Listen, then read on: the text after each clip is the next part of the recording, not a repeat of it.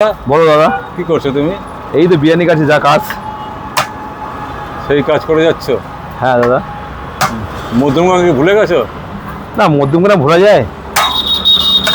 কেন, কি হয়েছে? ভুলতে পারো না কেন? না না, কিছু হয়নি। কে বলছে কিছু? কি হয়েছে? কার সাথে কিছু হয়নি তো? না না, কিছু হয়নি।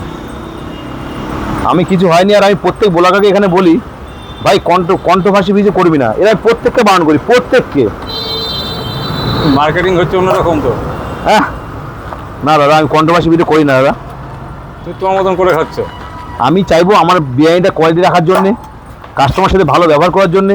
কীভাবে কালকে একটা আইটেম বাড়াবো, পরশুদিন আরেকটা আইটেম বাড়াবো, কীভাবে মানুষ খেয়ে হাসি মুখে যাবে তার চিন্তা আমার থাকবে। ওই কণ্ঠভাষী করার টাইম আমার নেই দাদা। আর কার নামে করবো? যার নামে করবো সেটা আমার দাদা।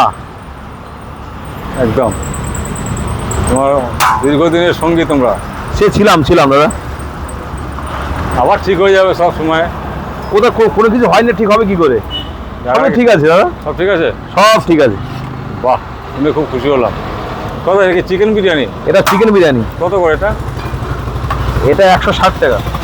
মটন? মটন 270 টাকা। বসে খাওয়ার ব্যবস্থা আছে? হ্যাঁ, বসে খেতে ব্যবস্থা আছে।